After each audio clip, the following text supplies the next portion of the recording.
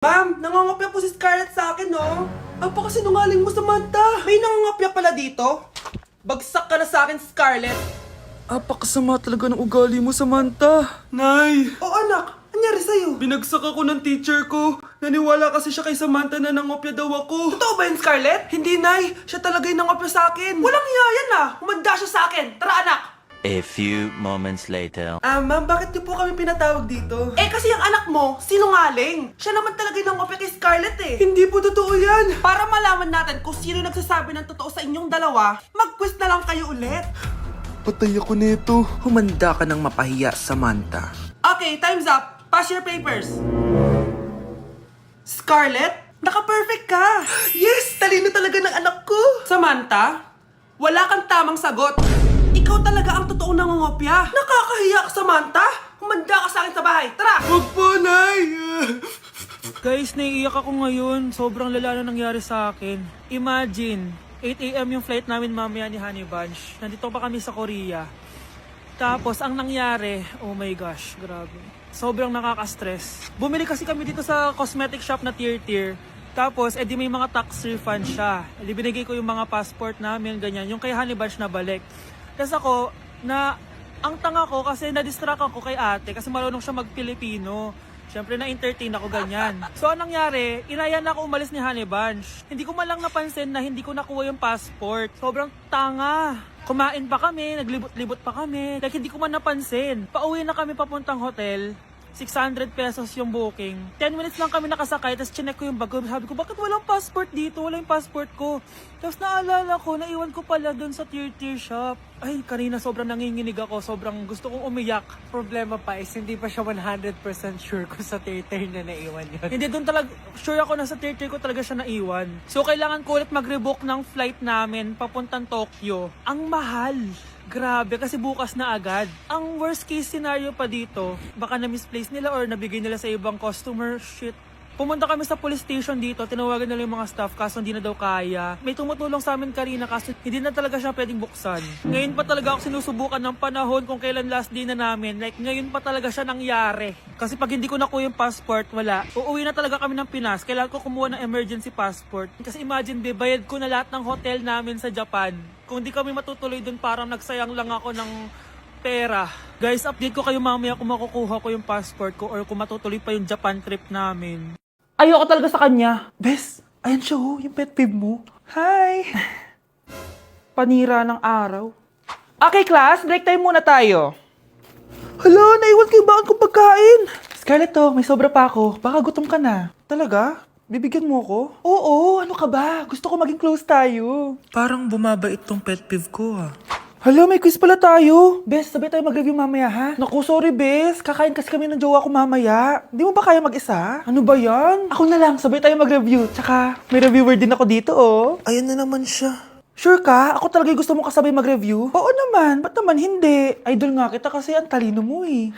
Sige na nga.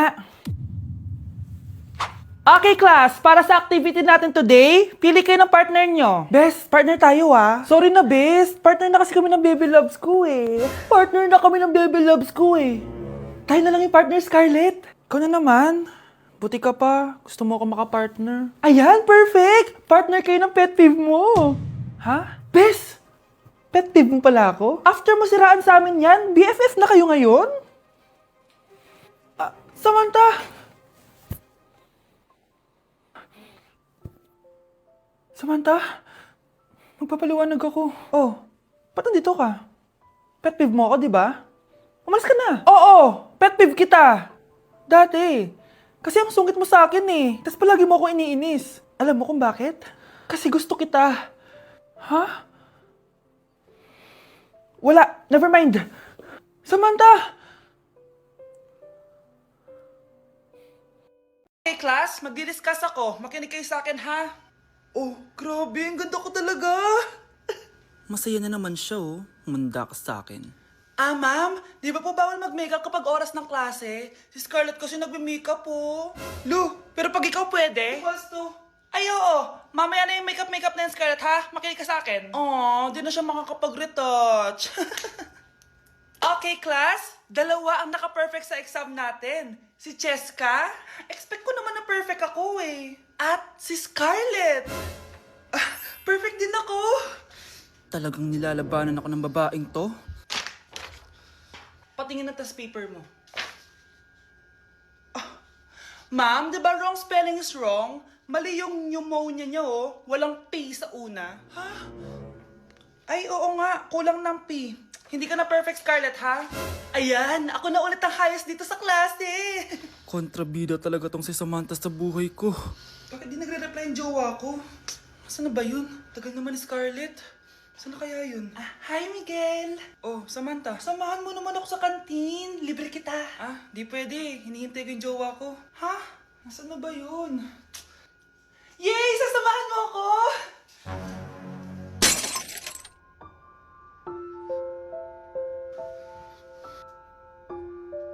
Ha? Wala naman ako sinabi! Scarlett? Mainis ka lang, dapat lang sa'yo. Lahat na lang kinukuha sa akin ni Samantha. Ibubunyag ko na yung sekreto ng pamilya niyo. Na-invite ako sa isang special event! Gagala na naman ako nito! Aba! Saan ka na naman pupuntang bata ka, ha? Hindi ka talaga napipirme sa bahay, no? Nay, payagan mo na ako! Maraming artista doon, tas marami ding pagkain. O sige, pagdala mo ako na pasalubong, ha? Tsaka pa-shoutout mo ako sa mga artista doon. Yes, magre-ready na ako, Nay, ha? Oh, nauna pa kayo sa akin, be? Outfit check!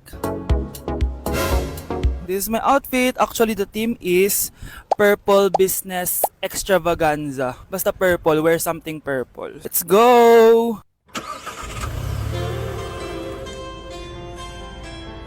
I'm so excited, guys, kasi balita ko may mga artista daw doon. So, I'll see you guys on the venue. So nakadating na tayo sa venue at invited tayo sa launching ng Pinoy Drop Ball ng Bingo Plus. Pagdating pa lang namin, pinatry na sa amin agad yung Pinoy Drop Ball. So ayun na nga, tinaya ko lahat ng token ko. So ayan guys, hinulog ko na yung 3 bola. Sobrang familiar ng laro na to kasi nakikita ko to sa mga perya dati. Charan! O diba, nanalo agad tayo ng 2. Sobrang useful ng mga napalalunan ko guys. At pumasok na kami sa mismong venue at sobrang ganda guys. At ito yung mga isi-serve na pagkain sa amin guys. Grabe, ang sarap talaga ng mga sinerve nila at ngayon lang ako nakatikim ng mga ganyan be. So ayun, nilaunch na nga yung Pinoy Drop Ball ng Bingo Plus kasama si May Mendoza na napakaganda. After ng big reveal, binigyan kami ng performance ng alamat. Grabe, sobrang galing nila. At eto pa be, kumanta ng napakalapit sa amin si Miss Julie Ann San Jose. Grabe, mukha siyang anghel guys. Sobra talaga kami nag-enjoy dito guys dahil ang dami naming na-meet na tao. At isa pa dito, sobrang saya ng mga activities nila. Paglabas nga namin, inabutan na kami ng ulan pero okay lang kasi nag-enjoy naman kami. So yun lang, thank you guys. Aroy, tinanggalan ako ng ngipin. Napakalaki ng tinanggal sa akin. Hello guys! Kung napapansin nyo, naka-brace na naman ako. Ilang araw din ako di makakain na maayos dahil sobrang sakit niya guys. So bakit nga ba ako nagpa-brace ulit? Fun fact lang guys, 6 years na ako naka-brace before. Pero di pa rin na-address yung issue sa ngipin ko. Kung makikita nyo sa picture guys, medyo palabas or flared yung ngipin ko. Kaya naman nag-decide na ako na magpa-brace ulit. Sabi din ng dentist ko, kailangan daw tanggalin yung 4 na premolars ko para daw pumasok yung mga ngipin ko. Kaya ngayong araw, tatanggalin yung mga premolars ko. Bago pala ako pumunta ng dentist, kumain na muna ako kasi alam ko di ako makakain mamaya. Buti na lang talaga masarap ang ulam at nakakain talaga ako na madami. Medyo kinakabahan nga ako kasi ngayon na lang ulit ako mabubunutan ng ngipin. Yung last bunot ko ata nung bata pa ako. Dahil tulog pa si Honey Bunch, di ko na siya gigisingin. Ako na lang mag-isa pupunta sa dentist. Good luck na lang talaga sa akin mamaya. So ayan, kinakausap na ako ni Doc. Sabi niya wala daw ako mararamdaman na sakit kasi may anesthesia naman daw na ilalagay. Ito pala yung x-ray ng mga ngipin ko. So yung may black dot dyan, yun yung mga tatanggalin. Kung makikita nyo din, impacted din yung wisdom tooth ko. So ipapatanggal ko din yan soon. Ito na guys, last look na buo ang ngipin ko. Kasi mamaya bungal na ako. Ayan guys, nilalagay na ni Doc yung numbing cream para kapag in-inject na ako ng anesthesia, wala na ako maramdaman. Dito sa part na to, di ko na ma-feel yung bunganga ko. At thank you Lord talaga, hindi siya masakit. Parang hinihila lang yung ngipin mo ganun. Charan! Tapos na, medyo nahirapan si Doc ha. Paano di mahihirapan? Sobrang laki ng kinukuha. Rate ko yung pain niya, siguro 3 out of 10 lang. Pero alam ko mamaya pa to sasakit pag wala na yung anesthesia. Sabi ko din kay Doc kung pwede ko bang itago yung ngipin ko, ilalagay ko lang sa ilalim ng unan. Eto na guys, ang itsura ng ngipin ko ngayon, bungal ira na. Dalawa lang pala muna binunot ni Doc kasi next week daw yung 2 pa. So yun lang naman guys, bye! Hala, nalipat na naman ako. Nasaan na naman yun? Ha? Kailan pa nagka-aircon sa classroom namin? Alamig.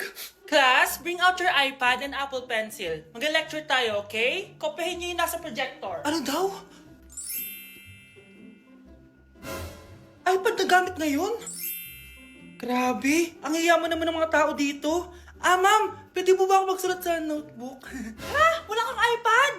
Class, di ba nasa school requirement natin na dapat may iPad kayo, okay? So, babalik ka na sa nanay mo. Di na uso yung notebook dito. Wala naman kami pambili nun eh.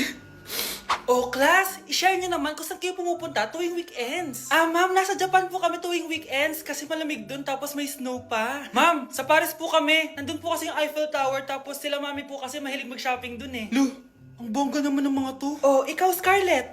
Sa kwarto ko lang po, ma'am. Kailangan po ba umalis? Hindi naman. Siguro mas gusto ni Scarlett yung nagpapahinga siya sa magandang kwarto niya. Class, magkukulak ako ng class funds ha. 1,000 each student lang. Ha? 1,000 yung class funds dito? Ma'am, card po yung mode of payment ko. Sure, patap na lang. Ayan. Ma'am, ako din po card. Ayan, okay na. Wala na akong pera. Ma'am, pwede ba ako bumalik sa dati kong school? Ang yayaman kasi ng mga tao dito eh. Ay, ganun ba? O sige, i-drop na lang kita ha. O ito po ma'am, card na lang. National ID. Ang fresh ko today. Anak, sali mo naman ako dyan sa selfie mo. Sige na, tara. 1, 2, 3. Ayan! Oh, sige na anak, magluluto na ako ha. Ba't wala si nanay dito? Bes, sira na ata tong phone ko. Bago lang yan, nangyari. Nag-selfie kasi kami ni nanay pero sa picture, ako lang yung nandun. Ha? Posible ba yun? Yun na nga eh. Try mo kaya picture nanay mo na mag-isa lang siya.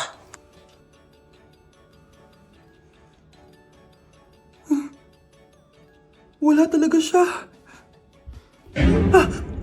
Anay, Bakit mo ako pinipicturean anak? Sabihin mo sa akin yung totoo, Nay. Ano ka ba? Bakit hindi kita makita sa mga picture? ha? Patingin? Oh, nandito naman ako Ano sinasabi mo, anak? Alam mo anak, kumain ka na doon. Gutom lang yan. Scarlett, mag-ingat ka sa nanay mo. Ha? Bakit po tita? May malalim na dahilan kung bakit hindi siya nakikita sa picture. Alam niyo po yung tungkol dun? Sige na, baka makita pa ako ng nanay mo. Kaaway ako nun. Tita!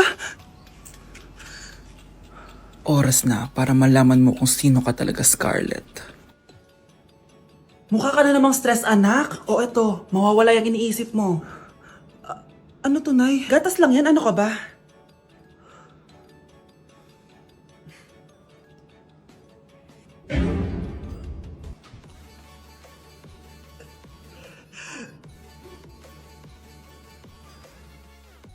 Anak, aalis lang ako Maglinis kayo dyan. Bye, Nay!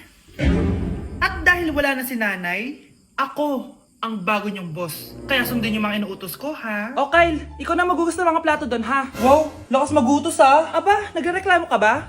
Brianna, walisin mo yung mga kalat dito. Pwede ikaw naman. Walasin ko mukha mo, eh. Ano sabi mo babae ka? Hoy ikaw Miguel, ikaw gumawa ng assignment ko ha. Ang lala ng babaeng to. Sa bobo pa papagawa ng assignment. Matutulog lang ako dapat pagkagising ko, tapos na lahat yan Nakakainis si ate, sobrang tamad na, dami pang inuutos. Eh ano magagawa natin? Favorite kasi ni nanay yan Isumbong na natin niya kay nanay, hindi pwede inaalipin niya tayo ng ganito. Anong isusumbong ha? Akala niyo hindi ko kayo naririnig? Magtrabaho kayo doon! Tama na ate! Sawang-sawa na kami! Puro kautos! Malinaw naman sa inyo, di ba? Na pag wala si nanay, ako ang boss. Sinong boss? Ha? Wala nay. Actually, kakatapos ko lang maglinis ng bahay, Lu, sinungaling. Scarlett, huwag mo na ako lokohin. Hindi naman talaga ako umalis dito. Sinisigurado ko lang kung naglilinis talaga kayong lahat. At tama nga yung sinasabi ng mga kapatid mo. Na para kang boss umasta dito sa bahay. Nay. Mga anak, kayo na bahala sa ate nyo. Utusan nyo ng utusan yan. Ate, ikaw na magugas ng mga plato dun. Eto na. Pagkatapos mo dyan ate, maglaba ka ha. Oo, sige. Pagkatapos mo maglaba, gawin mo yung project ko ha. Sige, boss. Lahat ng utos nyo gagawin ko.